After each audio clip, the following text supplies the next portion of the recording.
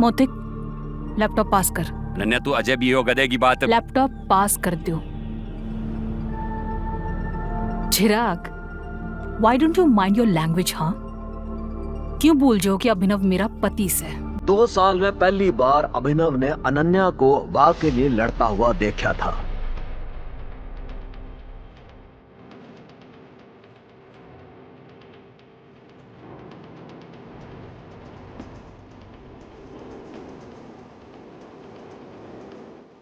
Ananya, money statements में बहुत सी regularities दिख रही हैं। हमारे इन्वेस्टर्स के छोड़ के जाने का एक पैटर्न भी दिख रहा है। और बैलेंस शीट्स की कई सारी ट्रांजैक्शंस हैं जिन पे मन्ने डाउट है। यो के बकवास करने लग रहे हैं। अरे यो सब तो हवाई बातें हैं। यो बता कि कंपनी ने दिवालिया होने से किस तरह बचाएगा तू? बढ़ते हुए शेयर्स ने किस तरह कंट्रोल करेगा तू? अभिनव, अनन्या, हमें कंपनीज के शेयर्स बायबैक करने होंगे। बढ़िया स्कीम से तने के लगे अभिनव। यो सब हम लोगों ने डिस्कस ना कराया होगा। अभिनव, हमारे पास फंड्स तो सैकड़ों नहीं। Yeah, you're right. I can understand. Let me make a call. और इतनी ही देर में अभिनव ने एक नंबर पे फोन लगाया और उसके बाद जो उसने फोन पे किया, वाह को सुनकर अनन्या के साथ सारेन के होश उड़ गए। चिराग और मोती की आंखें खुली की खुली रह गई। या मिस्टर अकरम, मेरी बात ध्यान से सुनो। AK प्राइवेट लिमिटेड कंपनी के अकाउंट से निकाल के सिंह इंडस्ट्रीज के अकाउंट में 500 करोड़ रुपए ट्रांसफर कर दो। और दूसरी बात, AK प्राइवेट लिमिटेड और सिंह इंडस्ट्रीज के मर्जर को पब्लिकली अनाउंस करो अभी। और हाँ, आहूजा कॉर्पोरेशन के सारे शेयर अभी के अभी खरीद लियो, जल्दी। रविकांत अभिनव की यो बात को सुनकर मुस्कुरा रहे थे, पर अनन्या अभिनव की यो बड़ी बड़ी बातें सुनकर हैरान थी। अनन्या को यो बात का यकीन ही नहीं था कि उसका घर जमाई पति इतनी बड़ी कंपनी का मालिक तय बात कर रहा था, उसकी सिंह इंडस्ट्रीज का मर्जर करा रहा था। अभिनव, कौन हो तुम? मुस्कुराते हुए अभिनव ने अनन्या की तरफ देखा पर कोई जवाब ना दिया। पाई पाई के लिए तरसने वाली सिंह इंडस्ट्रीज को किस तरह 500 करोड़ रुपए दिलवाकर दिवालिया तय बचा लिया था। एक गरीब घर जमाई ने यो सब कैसे किया? AK प्राइवेट लिमिटेड जैसी बड़ी कंपनी तय सिंह इंडस्ट्रीज का मर्जर। सिंह इंडस्ट्रीज को सरकारी टेंडर ना मिलने का कारण कहीं चिराग ते मोतिक तो नहीं है। मंत्री जी तय अभिनव ने के बात पता करने के लिए क्या था?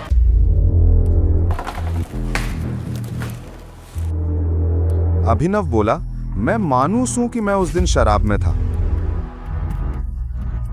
पर वो अपने कमरे का दरवाजा खोल के सुन क्यों सो गई? अभिनव अभी भी अनन्या के कमरे के बाहर खड़ा था। उसे पता था कि बाकी कमरों में उसे कहीं जगह ना मिलेगी, इसीलिए वो उस जगह गया जिथे इस घर के नौकर सोया करते थे। किस्मत से उसे खाली खाट मिल गई और अभिनव उस पे जाकर सो गया।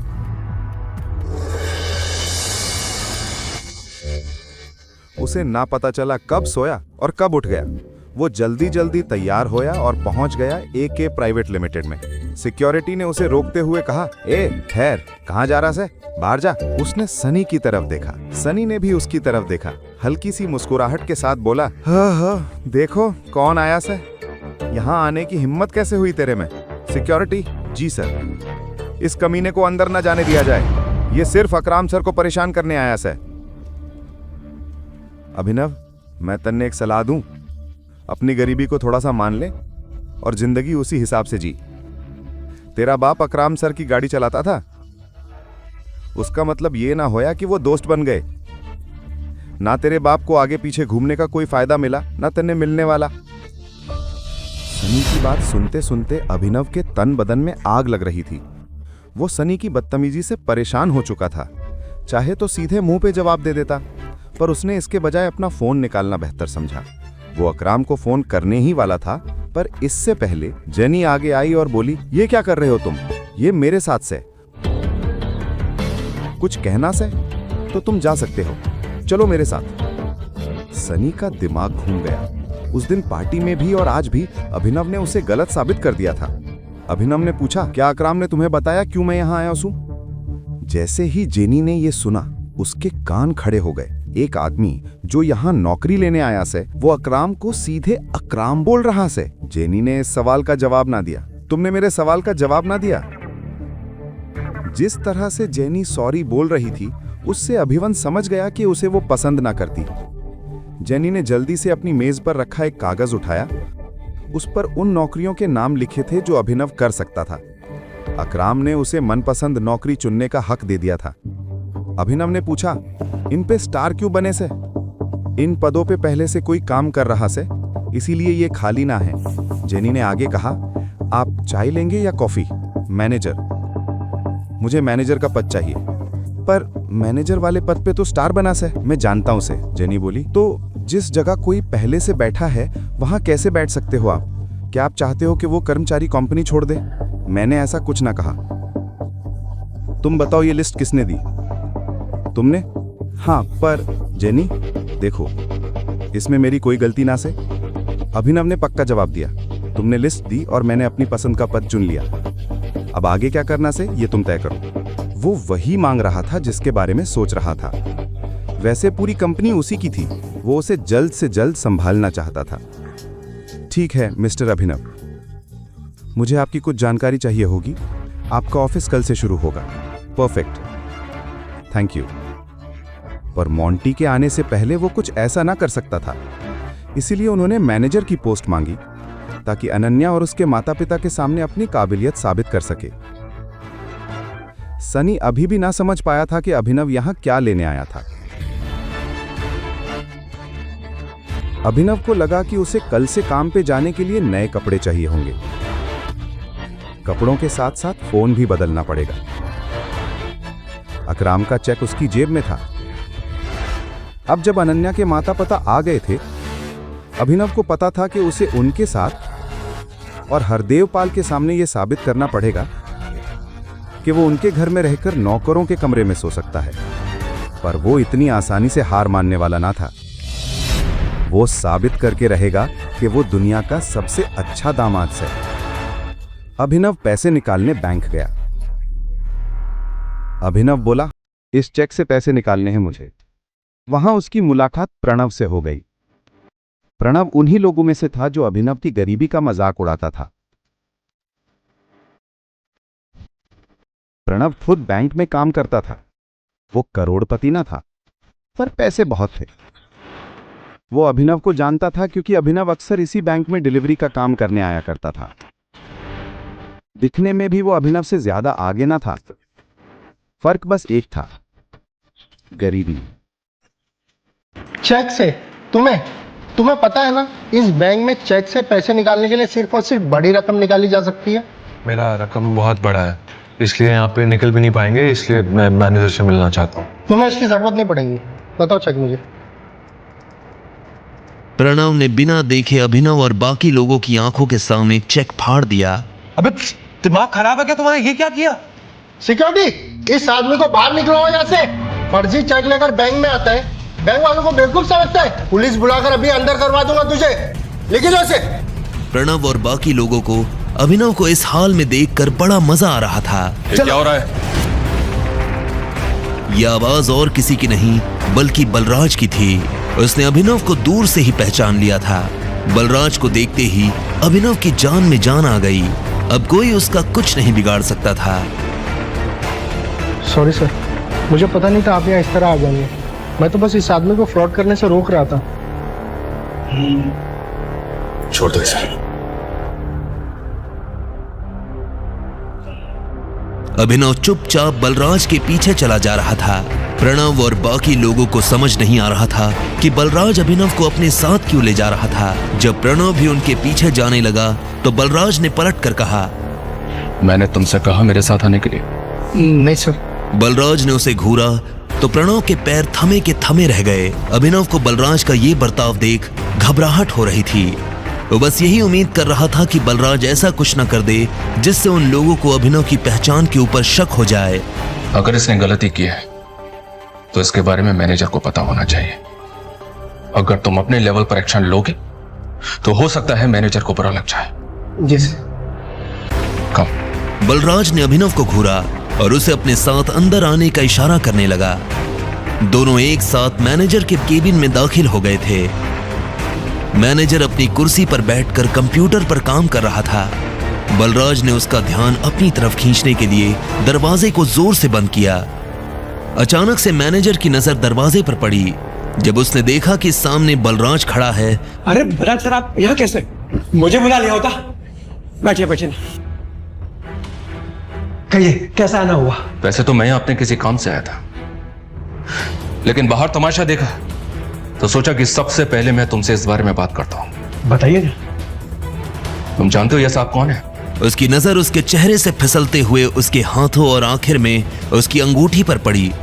जैसे ही उसने अंगूठी पर बने उस निशान को देखा तो मैनेजर का मुंह खुला का खुला रह गया। बाप रे बाप, ये टाइगर है। ये कौन है?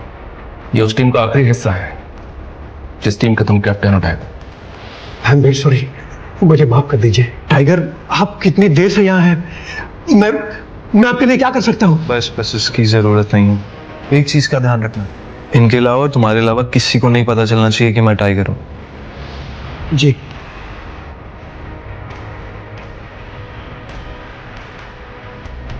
टाइगर, आपको देख के बहुत अच्छा लगा। अब आप यहाँ पे हैं तो जरूर आप हमें मुसीबत से बाहर निकालेंगे ही। वो तो ये कर ही लेंगे, पर सबसे पहले तुम्हें अपने काम करने वालों को सबक सिखाना होगा, क्योंकि अगर मैंने अपने तरीके से सबक सिखाया तो तुम अच्छी तरह से जानते हो क्या होगा। क्या हुआ? क्या किया उन्होंने?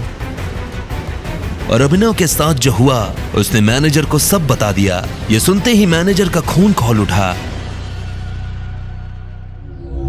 तब इधर एक हट्टा कट्टा सा आदमी काला चश्मा लगाकर खड़ा था। उसकी आंखों पर चश्मा, गले में सोने की मोटी चेन। अभी अभी खबर मिली है कि टाइगर लौट आया है। आप कहें तो अभी नहीं, अभी तो आया है। थोड़ा उछलने कूदने दो, पर हाँ, इस बार पिंजरे में डालने की गलती मत करना।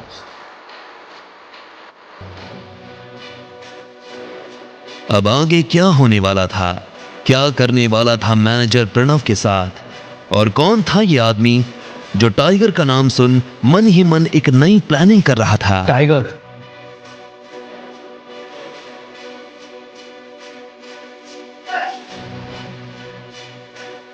जब मैनेजर ने जान लिया कि प्रणव ने अभिनव के साथ क्या कर दिया तो उसका खून खौल उठा। बैंक में भले दिमाग कंप्यूटर चलाता हो, पर आज दिल ने गोलियां चलाई थी। कैसे हिम्मत हो गई इसकी? मैं भी इसके साथ निपटता हूं। उसने गोली की स्पीड में प्रणव को अपने केबिन में बुलाया। प्रणव, ओ प्रणव। तभी प्रणव आ गया। तूने करके क्या दिया?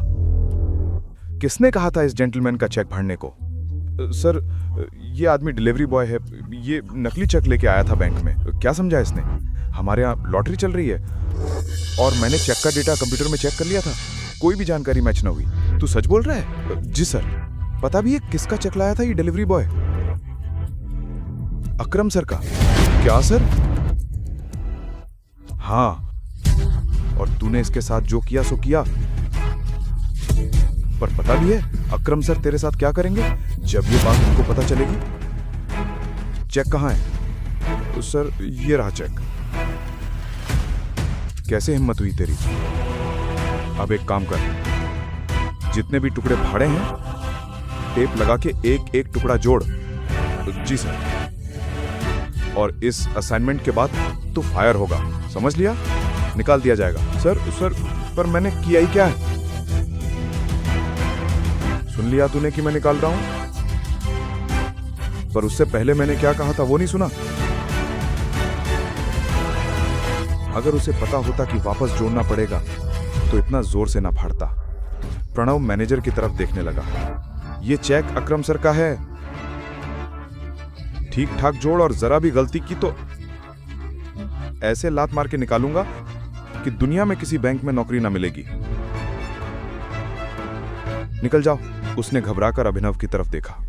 चेक अकरम का होना और मैनेजर की भाषा दोनों ने प्रणव को हिला दिया। वो फिर चेक जोड़ने में लग गया।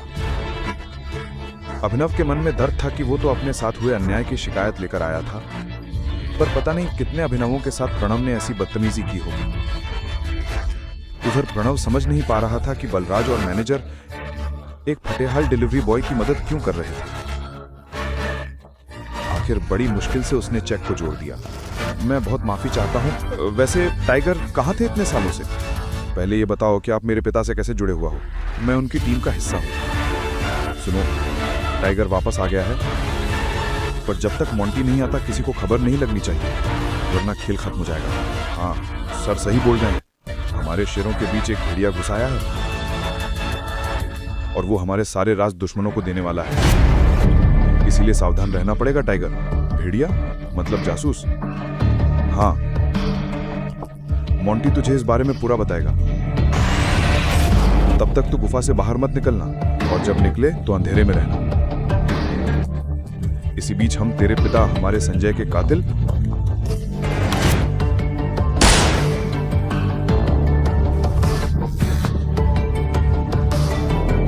और इस भेड़िए दोनों का पता लगाएंगे। अभिनव के दिमाग में सिर्फ एक नाम आया जो इन दो बातों से जुड़ा था, मोंटी। जिस तरह राणा ने संजय को धोखा दिया, अभिनव को यकीन था कि मोंटी भी वही करेगा। उसे इन लोगों पर दया आई कि वो राणा को अपना मानते थे। इस ग्रुप में और कौन है जिनसे मुझे मिलना बाकी है? मुझसे और अकरम से तू मिल चुका है। देख, बाकी ये रहे, इक्का, पाकर, अलेना। 3 बचे। अलेना मतलब हमारे ग्रुप में एक लड़की भी है? हाँ, उससे पहले उसकी माँ थी इस जगह पर। 1 साल पहले गुजर गई तो अलेना उसकी जगह। वो सिर्फ लड़की नहीं, वो आग है, चलती फिरती चिंगारी, तूफान। मैंने अपने जीवन में अलीना जैसी लड़की नहीं देखी। रूप, दिमाग और तेवर तीनों हैं उसके पास। मुझे समझ नहीं आया, वो जिद्दी है। उसकी जिद मेरी जिद को छोटा कर देती है। टेक्निकली तो वो अकेली लड़की है, उससे खुद को ऊपर साबित करना किसी भी मर्द के बस में नहीं। यह सुनकर अभिनव समझ गया कि बलराज किसकी तरफ इशारा कर रहा था।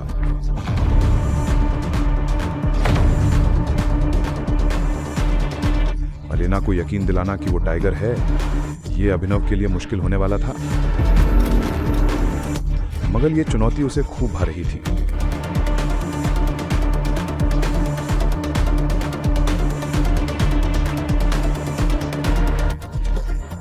अलेना से मिलने की उसकी चाह भी बढ़ने लगी। इसी बीच मैनेजर डीके ने कहा, बहुत जल्द आप उसे मिलोगे, लेकिन वो लड़की आपसे मिलेगी पता नहीं। मुझे नहीं लगता कि टाइगर के लिए उसे मनाना मुश्किल होगा। जैसा मैंने सोचा था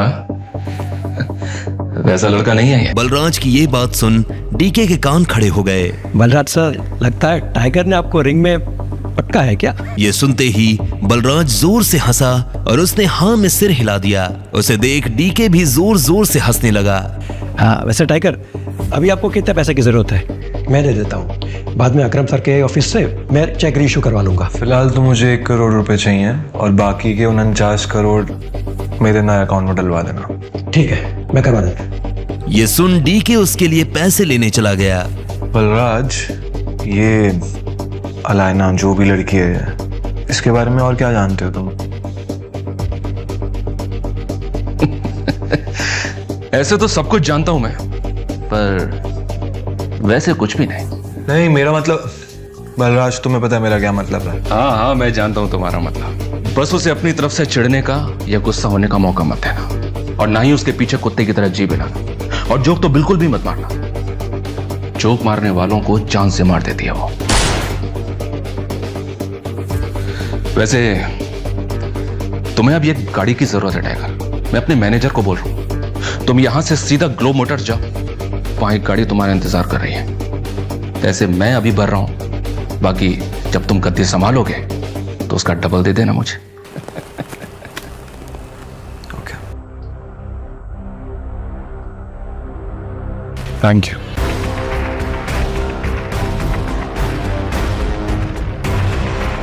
उसने बैंक से पैसे लिए। जल्दबाजी में वो बलराज से ये पूछना भूल गया था कि बलराज ने उसके लिए कौन सी गाड़ी बुक की थी।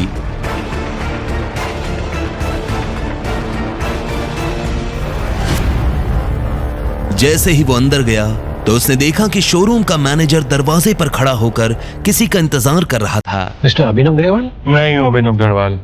हाय साहब, आइए प्लीज, चलिए। कुछ देर बाद अभिनव एक गैराज में आ गया था। मैनेजर उसे उसकी गाड़ी के पास लेकर आया। सही है गाड़ी, मैं पेपर्स रेडी करवाता हूँ, तब तक गाड़ी देख लीजिए। वो एक बहुत ही महंगी सी गाड़ी थी। बलराज ने जानबूझकर उसे पुराना करवाया था ताकि कोई भी अभिनव पर उसकी गाड़ी की वजह से शक न करे। पर जब अभिनव ने गाड़ी के अंदर देखा तो उसे बहुत अच्छा महसूस हुआ।